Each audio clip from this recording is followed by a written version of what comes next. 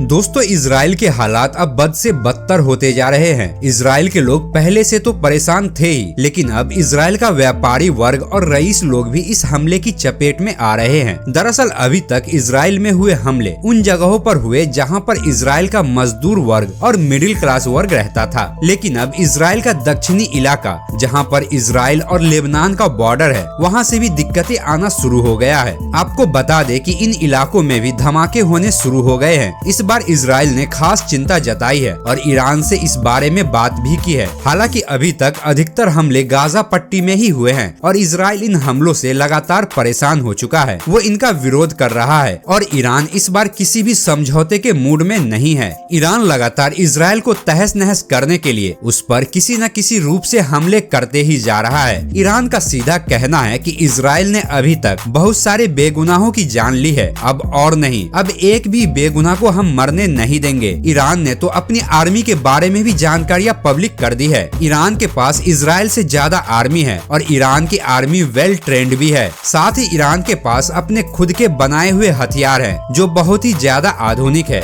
Iran ने एक local meeting में यह बात भी कही थी कि वह इजराइल से हर मामले में आगे है। इस बार अगर इजराइल ने किसी भी तरह की कोई भी चालाकी दिखाई तो इजराइल इस नक्शे से ही खत्म हो जाएगा। दोस्तों, ईरान के साथ हमास ने भी अपना रक्षा बजट पेश किया है। हमास ने एक मीडिया खबर में बताया कि उसने एक नए रॉकेट लॉन्चर बनाने की शुरुआत की है और इनका काम सफलतापूर्वक सही चल रहा है। अभी तक हमास ने 2000 से भी ज्यादा रॉकेट लॉन्चर तैयार कर दिए हैं। यह रॉकेट लॉन्चर आम रॉकेट लॉन्चर के मुकाबले ज्यादा तेज स्मारक क्षमता वाले हैं। साथ ही इन्हें कोई भी व्यक्ति अपने कंधे पर लेकर दौड़ भी सकता है। आपको बता दें कि हिजबुल्लाह भी अपनी आर्मी बढ़ा रहा है। हिजबुल्लाह अपने आसपास के स्थानीय लोगों को हिजबुल्लाह आर्मी को ज्वाइन करने के लिए कह रहा है और लोग हिजबुल्लाह संगठन में शामिल भी हो रहे हैं। आपको बता दें कि अभी तक हिजबुल्लाह संगठन को इस लड़ाई में सबसे ताकतवर माना गया है। हिजबुल्लाह आर्मी ने अपने दमखम से इजराइल के छक्के छुड़ा रखे हैं। बीते कुछ दिनों पहले हिजबुल्लाह और इजराइल आमने सामने थे तो इजराइल को हिजबुल्लाह की शक्ति के सामने अपने घुटने टेकने पड़े थे और कदम पीछे लेने पड़े थे।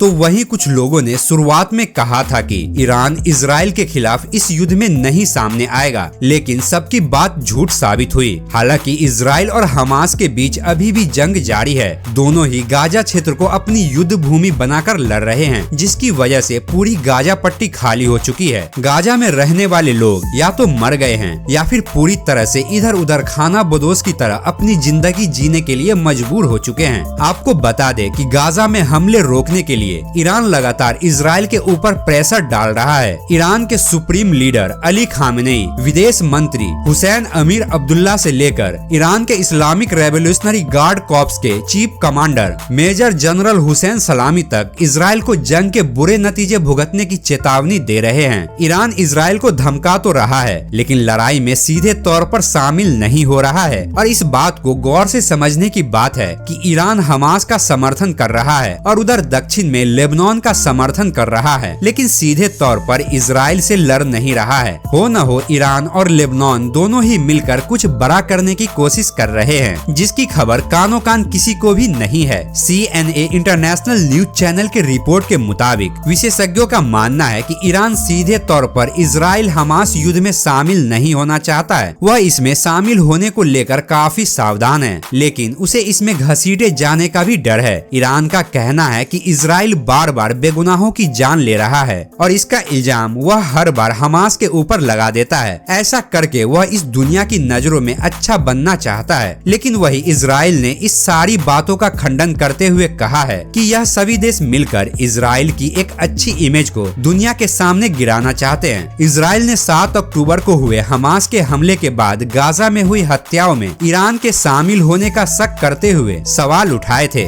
इस पर ईरान की राजधानी तेहरान ने तुरंत इससे इनकार किया था और तेहरान ने कहा था कि इस हमले का मात्र और मात्र जिम्मेदार हमास है। हमास के अलावा इस हमले में किसी और का हाथ नहीं है। दोस्तों, इजराइल और हमास युद्ध के बाद अमेरिका ने एक रिपोर्ट पेश की थी, जिसके बाद अमेरिका की खुफिया जानकारी से यह भी पता चला है कि ईरानी अधिकारी हमास के हमले में आश्चर्यचकित थे। हमास के हमले में तेहरान के शामिल होने का कोई ठोस सबूत नहीं मिला है, लेकिन आपको बता दे कि तेहरान सीधे तौर पर इस हमले में शामिल न होकर भी शामिल है। असल में हमास को तेज मारक क्षमता वाले लॉन्चर लॉन्चर तेहरान ने ही दिए थे, जिसकी वजह से इजराइल की बुरी हालत हुई थी। तेहरान ने इस हमले के लिए बहुत ही प्लानिंग की थी। तेहरान और हिजबुल्लाह की मीटिंग अभी हाल ही में कुछ समय पहले हुई थी और अभी 6 मार्च को तेहरान के कुछ सलाहकारों और हिजबुल्लाह आर्मी को एक साथ देखा गया था। उससे इस बात का अंदाजा लगाया जा सकता है कि तेहरान हिजबुल्लाह के साथ मिलकर इजराइल के खिलाफ कोई न कोई नया प्लान बना रहा है। दोस्तों, आपको बता दे कि तेहरान ने एक बयान दिया था, जिसके मुताबिक उसने इजराइल के बारे में कहा था कि कभी इजराइल से हमारे संबंध अच्छे थे, इजराइल हमारा दोस्त हुआ करता था, हमारी उससे कोई भी दुश्मनी नहीं थी। लेकिन अगर इजराइल कोई भी ऐसा काम करता है जिससे कि तेहरान या फिर ईरान के लोगों को तकलीफ होती है, तो जरूर हम इजराइल के खिलाफ सख्ती से काम लेंगे। लेकिन यूएसए ने उसके बाद ही एक रिपोर्ट पेश की थी, जिसके अनुसार तेहरान और ईरान दोनों ही इजराइल हमले में शामिल थे। बाद में जब तेहरान से यह बात पूछी गई तो काफी समय बाद तेहरान ने उस सवाल का जवाब दिया और कहा कि इजराइल ने न जाने कितने बेगुनाह लोगों को मार दिया है, उसमें से कई लोग फिलिस्तीन में काम करने के लिए गए थे और उसकी मौत का जिम्मेदार सिर्फ और सिर्फ इजराइल है। इसीलिए ईरान और तेहरान ने हमास का समर्थन किया है। ईरान ने यह भी कहा था कि अगर इजराइल यह चाहता है कि ईरान हमास की लड़ाई में उसका साथ ना दे, तो इजराइल को ईरान से माफी मांगनी पड़ेगी। लेकिन इजराइल इस बात के लिए कभी भी राजी नहीं होगा। इसीलिए ईरान और तेहरान ने मिलकर हमास को हर तरह से काफी सपोर्ट किया है। हालांकि ईरान ने हमास के साथ मिलकर जब इजराइल पर हमला किया तो